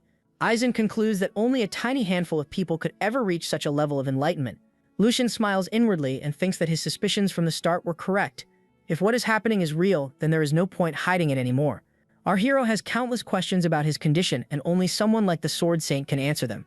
Coming back to reality, he explains that it has been around a month, though his pathways were open from the start. The old man immediately gets shocked by that answer. Lucian continues that he heard breakthroughs were supposed to involve pain and resistance, but he never experienced anything like that. That instantly gets the Sword Saint thinking that the young lord surpassed all his expectations. Maybe those legends about swordsmen splitting mountains and seas are not exaggerated after all. The old man suddenly asks whether our hero would consider giving up his position as a potential successor of the Valdek family. That completely catches Lucian off guard, and he immediately asks why the old man would even suggest that. He wonders if his body has some flaw or perhaps a curse that will kill him if he keeps using mana. However, the Sword Saint reveals that the truth is the exact opposite. He explains that Lucian's body is practically the perfect vessel. Not only are his body and mana flow refined to peak efficiency, but he also possesses the potential to go even beyond that. Aizen then lays it out clearly that if the young master devoted himself entirely to the sword, he could easily become the next Sword Saint. Lucian becomes completely flabbergasted by those words as he struggles to process what he just heard. After reincarnating, he already knew this body was gifted, but he never expected it to be this monstrous. He already considered himself lucky just for learning the Lionheart sword techniques. Lucian believed this second life might finally let him reach the top level. But now he realizes he can climb even beyond that and stand at the absolute peak itself. However, such a path will never be easy. Lucian asks if the old man is telling him to choose his future since he cannot pursue both paths at once. Aizen confirms that this is indeed the case and explains that he himself simply does not have enough time left. Thanks to circulation power, he can still move around like he is in prime, but age is catching up to him regardless. Because of that, even passing down all his knowledge and skills seems nearly impossible now. Our hero recalls from his previous life that Aizen would pass away roughly 8 years later. He genuinely wants to accept the old man's offer. However, the coming calamity cannot be overcome through martial strength alone. The people who survived that disaster were those who possessed legitimacy. Even after longing for this chance his entire life, Lucian directly declines the Sword Saint's proposal, because he wishes to remain a Valdec until the very end. He apologizes since the Sword Saint's status stands far above the Valdecs themselves, but he still cannot abandon his position. Aizen simply smiles and apologizes as well for placing such a burden on someone so young. He admits that he wasted too much of his youth ignoring this matter, and has now become a greedy old man. Like all humans, he wished to leave behind his mark upon the world through the young master. Lucian remains silent for a few moments before suddenly calling out to the Sword Saint. He asks what the old man would do if there was another person who possessed talent equal to his own. Meanwhile, the scene shifts toward one of his brothers. The young lord rides his horse expertly while jumping over obstacles when a man with a giant pot belly suddenly runs toward him carrying news about our hero. Joshua immediately pulls back his horse just before trampling the potato-shaped man into the dirt.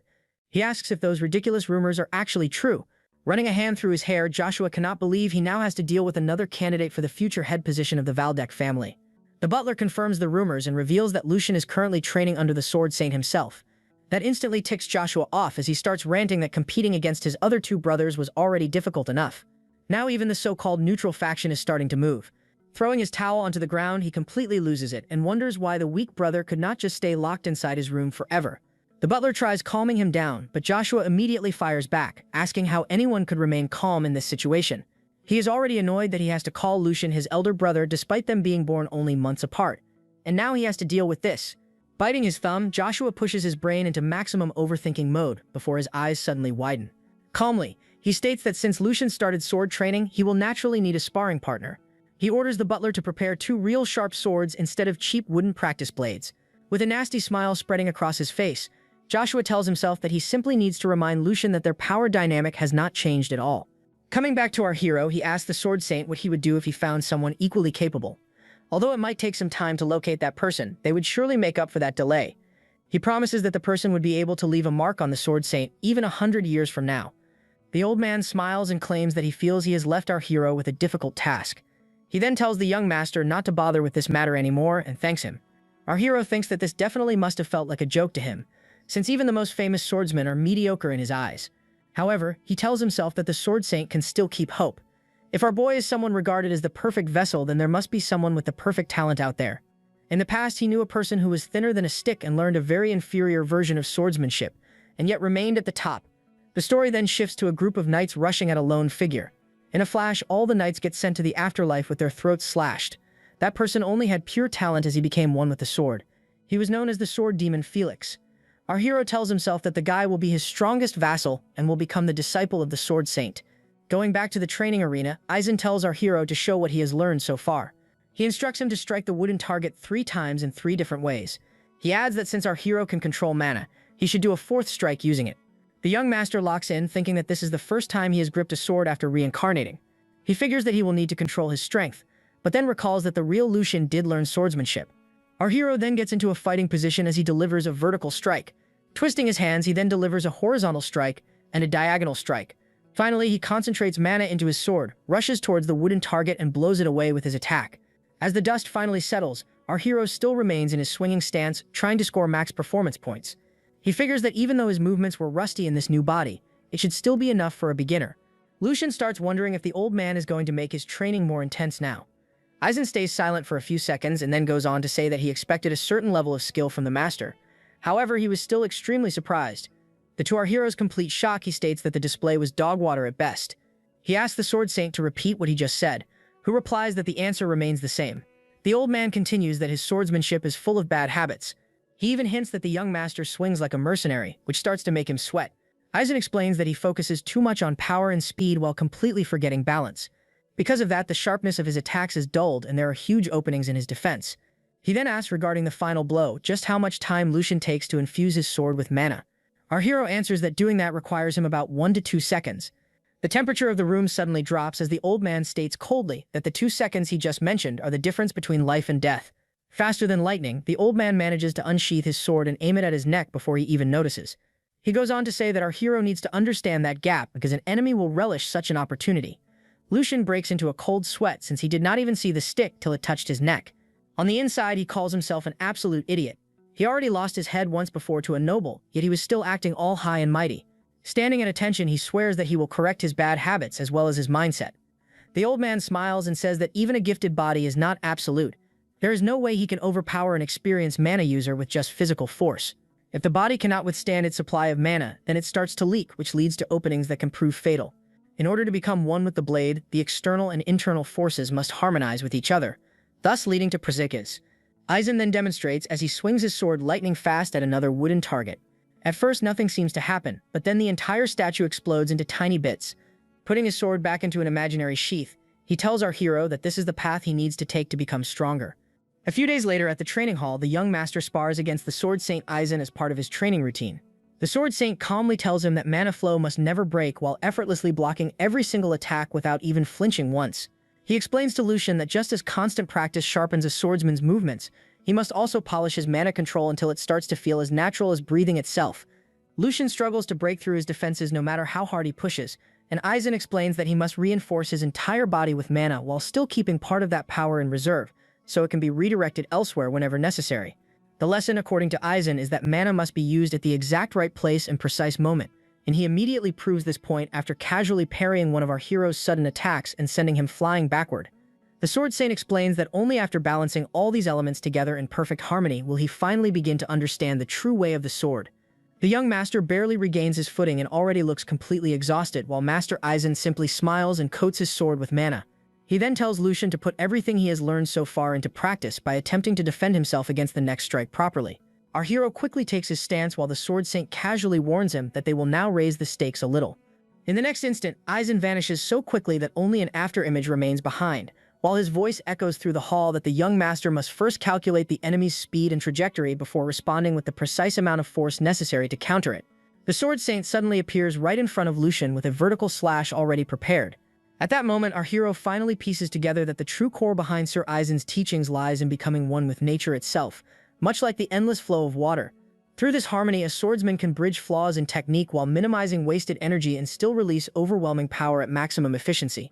Determined to move forward, he channels mana into his sword and raises it to block the incoming strike. The entire training hall instantly erupts with brilliant light and the deafening sound of both attacks colliding head-on. The two swords clash together alongside their mana, and while Sword Saint Aizen remains completely calm, Lucian pushes himself with everything he has left. Then suddenly, Aizen pulls his sword back and calmly declares the training session over, before advising our hero to engrave the sensations he experienced today deep into his soul.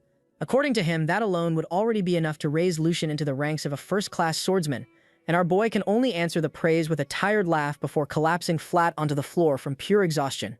He then looks up at the Sword Saint and sincerely thanks him for the lesson. After some time passes, the maintenance crew arrives to clean up the training grounds and clear away all the shattered debris scattered around the hall. The workers stare at the destruction in disbelief and quietly wonder what kind of monstrous training the young master just survived. One of them even asks whether the young master is actually going to be alright after all this. Meanwhile, our boy sits there having a Joe Yabuki moment while questioning how he somehow managed to survive such a brutal training session in one piece. He finds it bizarre that such an absurdly harsh method is apparently necessary just to beat all the bad habits from his previous life as a mercenary out of him. He then glances toward his cracked wooden sword and figures that maybe this approach works for the best, after all, since it helped him grasp the concept much faster than expected. The more time he spends around the Sword Saint, the more impressed he becomes because the man constantly creates threats perfectly suited to the student's current level, before giving exactly the right guidance needed to produce results. Our hero realizes that something like this should be incredibly difficult unless the master can fully read the exact condition of a person's body and movements with scary precision. Because of that, he completely entrusts himself to the Sword Saint's teachings, since he can genuinely feel his own progress little by little. Up until now, our hero always believed that mastering the sword simply meant reaching some higher state of existence, but never once did he truly understand concepts like balance, reserve power, and flow the way he does now. He starts to think that the most important element may have already existed within him from the very beginning, which makes him wonder whether these teachings could have helped him get closer to the noble who killed him back in his previous life. The memory of the lash flashes through his mind, and he quietly wonders if he at least managed to exchange even a single proper blow before meeting his end that day. After sitting around idly for a while, he starts to think that ending the day this early feels like a complete waste of time and wishes he had someone suitable to spar against. But almost as if the universe suddenly decides to hear him out for once, he notices an entourage approaching alongside Joshua. The fourth son walks toward Master Aizen and greets him enthusiastically. Aizen welcomes him calmly and asks what brings him there before adding that he is currently busy training Lucian, so Joshua should return another time if he merely wishes to talk. Joshua quickly shakes his head and says that is not the reason for his visit at all. Aizen then asks why he came there, and Joshua explains that his brother recently started sword training again, so he arrived to help him out personally. He then turns toward Lucian and asks whether he agrees to it, but our boy already looks like a wolf that just watched its prey walk directly into the trap by itself. Master Aizen asks what exactly the youngest master means by this sudden offer of assistance, so Joshua explains that he wishes to duel Lucian in order to test the practical application of mana in real combat. He then adds that he has not had the chance to properly interact with his brothers for quite some time, so he considers this the perfect opportunity and politely apologizes if his request sounds rude before asking Aizen to allow the duel. Meanwhile, our boy quietly marvels at the silver tongues carried by the heirs of the Valdek household. He immediately sees through the bluff and notices that not only did this brat barge in without warning, but he also brought real swords to challenge a brother who has not even completed a full week of training yet. At that point, Joshua's intention to suppress his older brother while strengthening his own position becomes painfully obvious. He also realizes that the little schemer carefully disguised everything as friendly help so he would not suffer any consequences afterward. Since the duel will happen directly under the Sword Saint's supervision, news of it will naturally spread through the estate faster than gossip at a family dinner. Because of this, our boy feels genuinely annoyed that even this peach-fuzzed fetus is already trying so hard to keep him beneath everyone else. He recalls that Sir Aizen once advised him to step away from the line of succession, and because of that, he now believes he must answer this duel in order to preserve his master's honor as well. So he calmly steps forward and asks his master to accept the proposal, which visibly catches Aizen by surprise. Lucian sarcastically praises his little brother's enthusiasm before calmly pointing out both his poor manners and his crooked mindset. He then offers to properly educate his childish younger brother, which instantly causes Joshua to start tweaking from pure irritation after hearing that. Lucian continues by saying that he refuses to tolerate the spoiled behavior Joshua displayed today, and warns him not to place their master in such an awkward position ever again. Master Aizen quickly realizes that Lucian fully understands Joshua's true intentions and still wants to face him head-on regardless. He lets out a tired sigh after concluding that this troublesome bloodline simply cannot be fixed, and eventually allows the duel to proceed under one condition: that this kind of match must never happen again afterward. He explains that he will personally intervene if things become dangerous, and both brothers immediately agree to the condition. Lucian casually throws shade at his younger brother, while the little twerp nearly combusts from anger after getting called little once again. The duel finally prepares to begin, and Aizen carefully explains the rules beforehand. Neither of them may seriously harm the other, and the purpose of the match is only to display what they have learned so far.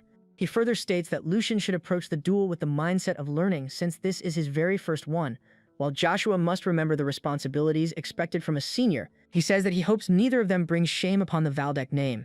And with that, the duel officially begins. Both brothers unsheathe their swords and stand facing each other across the training ground.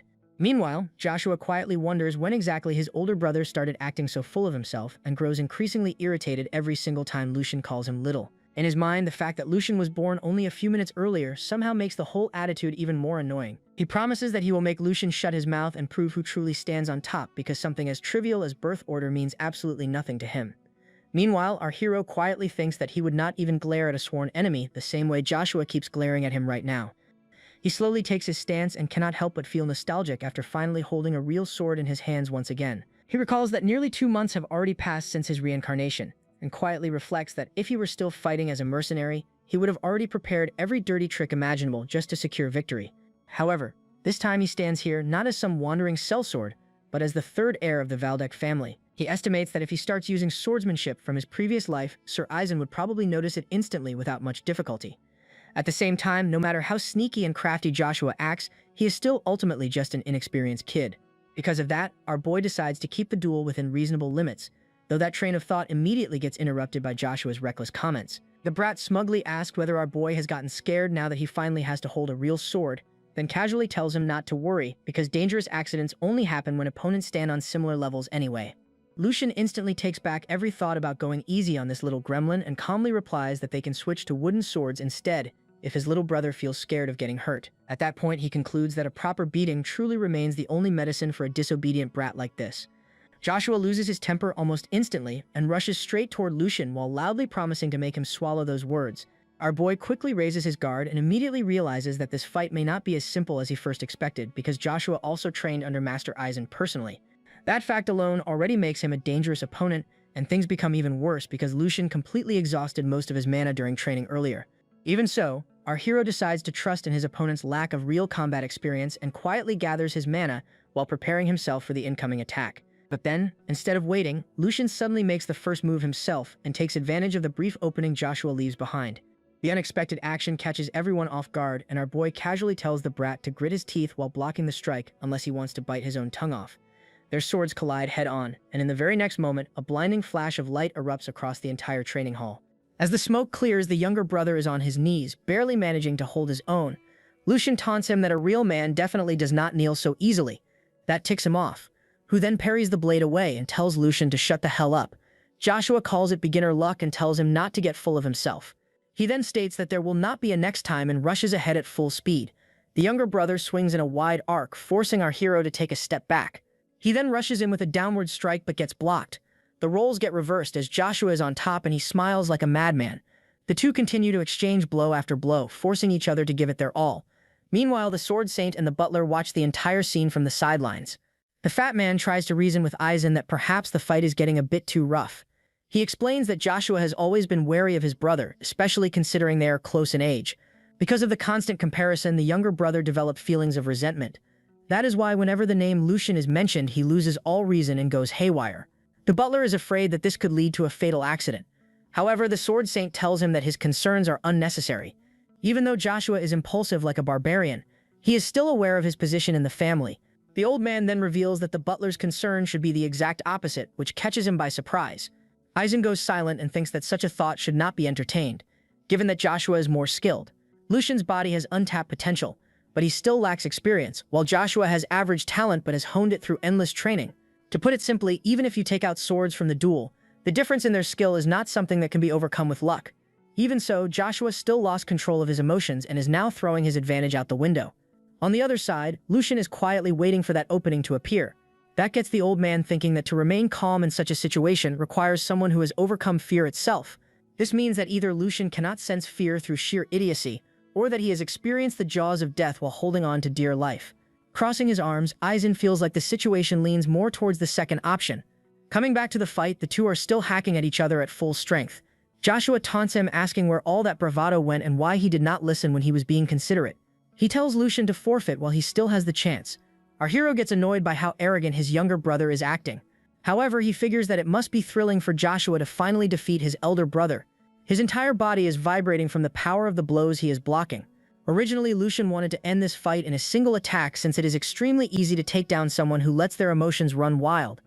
The only thing he did not account for was how skilled Joshua really is, and that he was depleted of mana before the fight. He does not even have enough to properly support his body, which is why he decides to pour everything into one final move. Our hero finally stops holding back and parries the next attack. That catches Joshua by surprise, who starts wondering why his brother's blade suddenly got heavier. Looking at his condition, the younger brother thinks there is no way Lucian has enough strength left. Joshua guesses that this must be his final push, and announces that he will end things right now. He brings his sword crashing down, but then our hero locks in, stating that he was hoping for this. Joshua smashes his sword into the ground, only to realize that our boy somehow dodged the attack. Moreover, he wonders if his eyes were playing tricks on him, since he could have sworn that he saw Lucian smile just before. Before he can fully process what happened, our boy calls his full name and taunts him by saying that he did not plan for anything after that strike. Our hero continues that Joshua did not even realize the exhausted appearance was a trap. With a devious smile, he keeps roasting him that this is why he will always remain the younger brother. The rage bait works as he yells at Lucian to save the bragging for after he wins and tries to draw his sword. Lucian blocks it with his foot and drives his hands to the ground as he continues to roast him. He then smugly asks his younger brother what he thinks will happen next. Joshua looks up at him and finally calls him brother for once. However, our hero raises his sword high with a devious smile and teases him for realizing they are related only when he is about to get whooped. News of the duel spreads through the household at ridiculous speed. The butlers and maids immediately start gossiping about how Master Lucian completely humiliated Joshua and sent him back looking ready to cry himself to sleep afterward. The main reason these rumors spread so quickly and somehow become more exaggerated every single hour is none other than Hugo and Hans themselves. Whenever people ask them for details, the two happily retell the story in the most entertaining way possible, while adding just enough spice to keep everyone hooked. What nobody realizes, however, is that the entire thing has already become part of a carefully planned scheme. Meanwhile, Joshua's broken sword now hangs proudly on Lucian's wall like some legendary hunting trophy, while our boy quietly hums to himself and watches the perfect environment for rumors spread naturally through the estate. Deep down, he even thinks his little brother got off surprisingly easy this time. Back on the day of the duel, the moment Lucian crushes Joshua's sword beneath his foot, the Brat immediately calls him brother out of pure fear. Our boy raises his sword and coldly points out the hypocrisy behind that sudden change in attitude. Joshua instantly panics and starts begging for his life, only to realize that Lucian's strike was actually aimed at the sword instead of him.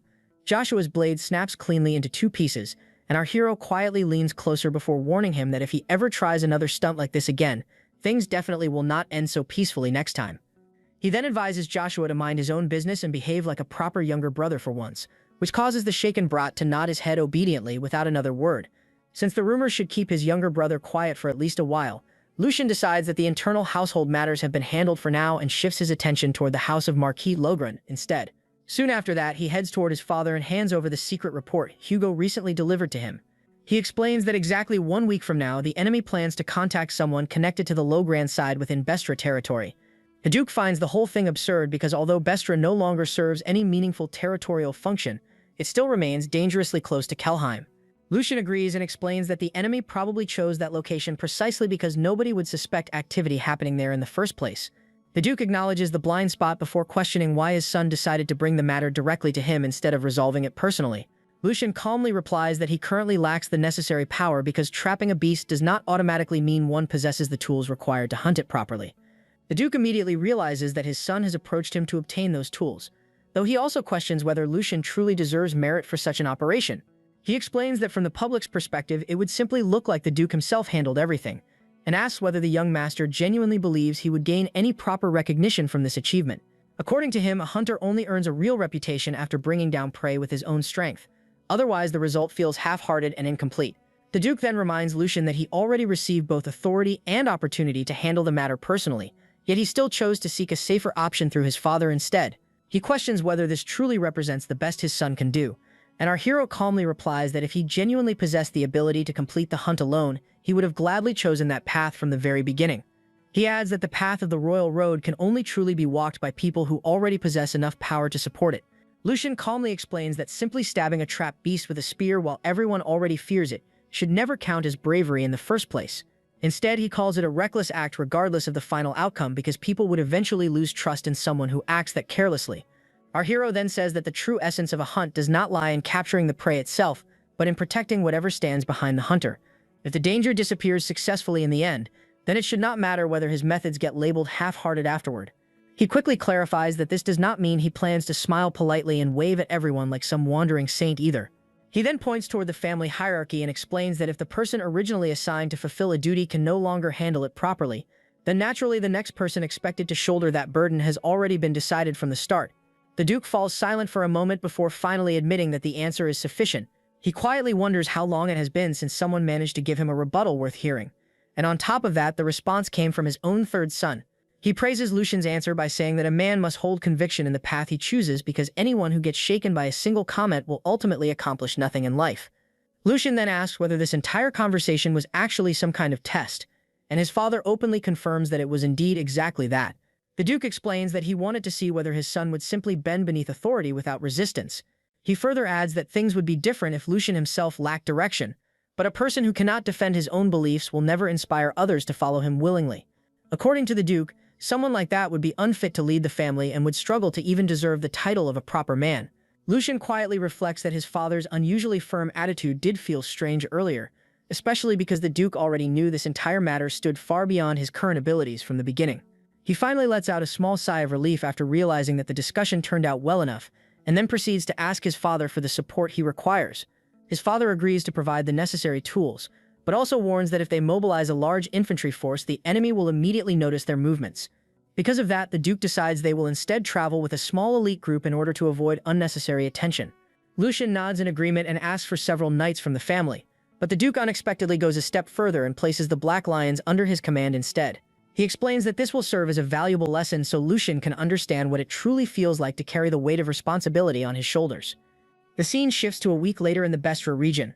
Lucian notices that the place looks as barren as an old man's bum crack. His homie informs him that the region never exactly received many resources. While it used to be a huge trade center, the big cities do not give it any importance anymore. That lack of attention makes it the perfect place to plant their home base. Curious, Hugo asks again if his master is still not willing to reveal how he uncovered this entire plan. Our young master silently grins, since it is a secret he did not even tell Hans about. Anyways, he promises to tell Hugo when the time is right, but for now, their goal is dealing with the enemies standing in their sights.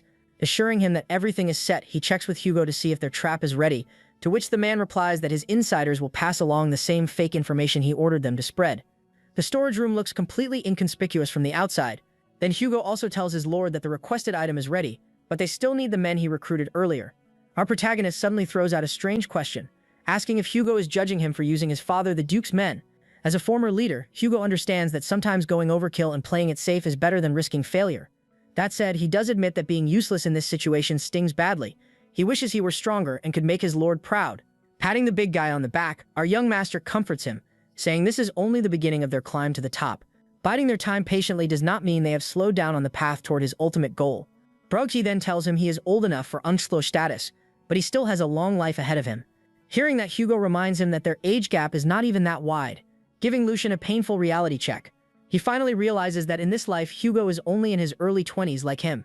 Anyways, the two patiently wait because their target has not arrived yet. Just then, the two go pale when they hear a dominating voice speak Hugo's name from behind him. The giant instantly turns around with his sword drawn, but his adversary blocks that weak-sauce sword strike with one hand. The ominous man calls his swing pathetic. Hugo is left baffled, noting this is the first time someone has completely dominated him in physical strength like this. Lucian orders his right-hand man to stand down with a calm voice. After all, the man is not their enemy. Even then, he questions the Black Lion guard on why the heck there is such an obvious murderous intent pouring out of him. After retreating from the pressure, Hugo asks in disbelief if the men he recruited really are the Duke's Black Lions. Not just anyone can hire them, since they are the secret forces only deployed by the Valdek family to handle their dirty work. He admits without hesitation that these mad lads are exactly the force he will use to make this mission a success. Saluting their young lord, the leader of the Black Lion guards explains that he merely tested the bodyguard. That was the only reason behind his hostile aura. Seeing them for the first time, Jake feels surreal, witnessing the secret force he only thought was a myth in his past life. What chills him is that the insane rumors did not exaggerate anything at all. He was completely on edge, yet they still slipped past his senses like ghosts. Even as the seasoned mercenary tries reading their expressions, he cannot figure out a single thing from those monsters. Not just one, every single one of these maniacs is a nightmare to fight against. Yet he smiles, since that is exactly the kind of force he needs at his disposal. It even surprises him that the Grand Duke was generous enough to lend them to him as a show of support. Moving on, he gets everyone on the same page that House Logren fell for their bait and should be arriving any moment now. They have only one job, and that is securing the brains of the operation in reasonably good condition. As for the others, they can die for all he cares, since they dared dump their nonsense onto his territory. All decisions on the battlefield are completely left to their leader. Hearing that, the Black Lion leader realizes the Duke did not merely send them to keep Lucian's hands clean. This young master is sharp enough to understand their level and instruct them to achieve the best possible outcome. As he salutes once again, the leader genuinely starts believing the young master might bring a new era of prosperity to House Valdek. With that, the men are ready to roll out. At sunset, the Logren family's carriage finally arrives at the factory after a long delay. Tired of sitting on his gold-plated cheeks all day while sipping wine, the Logren family's fourth son, Philip, keeps whining to his maid that he never wanted to come to this dump in the first place. Merely following his father's orders, he orders her to prepare to leave as soon as he's done. He grits his teeth in anger, finding the place smells like garbage. Hiding his face behind a veil, our boy desperately apologizes to Lord Philip for not giving His Highness a proper welcome. Philip's bodyguard holds him at sword point, swearing he will mess him up if he steps any closer. Ordered to identify himself, our boy pleads that he is merely a servant sent by his boss Hugo. He grins from ear to ear, saying his name is not worth remembering anyway.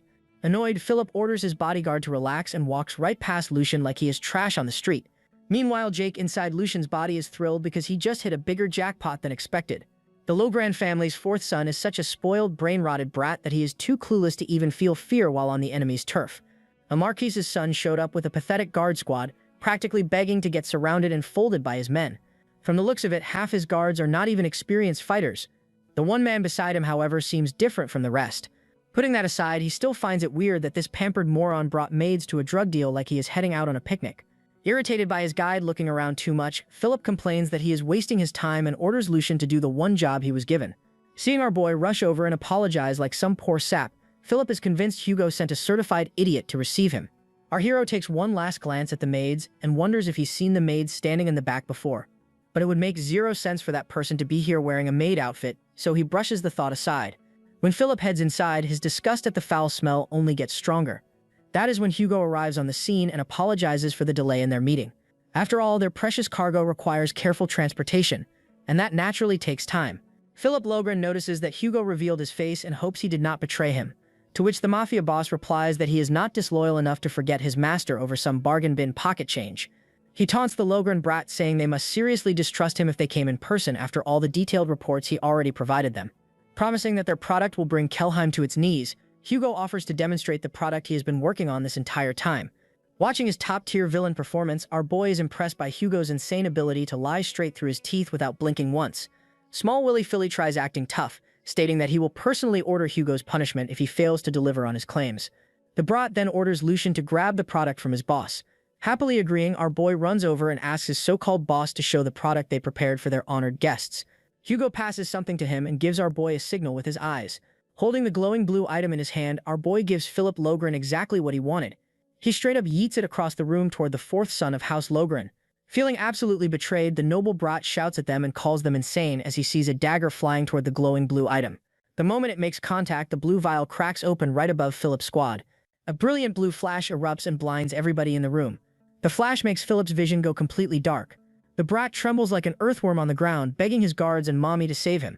He swears it will be over for them when they get back if they do not protect him. But all he hears from his guards is complete silence. Suddenly hearing the voice of his main bodyguard, Philip turns toward him and his vision finally returns, giving him a shred of hope.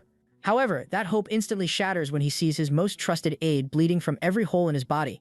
His last words are for his master to run because they were betrayed. With that, he collapses, and the noble brat is shaken to the core. Going numb from the shock, he struggles to process what just happened around him. He turns to the side and sees the heads of his men rolling across the ground. Holding another one of his men in a chokehold, the Black Lion guard mercilessly slices his throat open as well. The maids cower in fear for their lives while Philip screams at the top of his lungs in despair.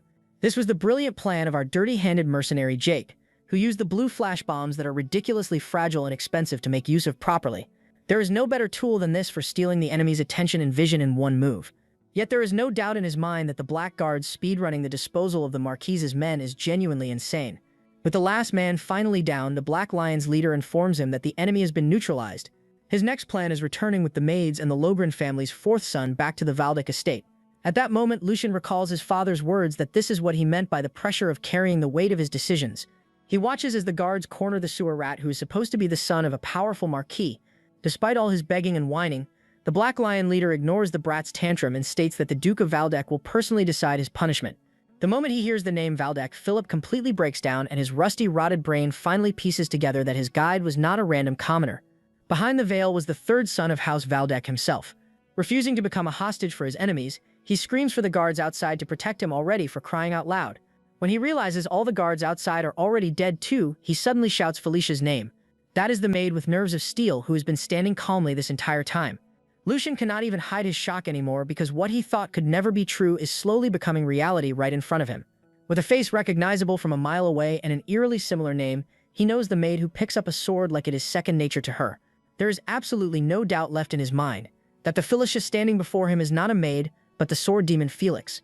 For some weird reason, the Black Lion's knight lets small Willy Philly run over to his dear maid Felicia.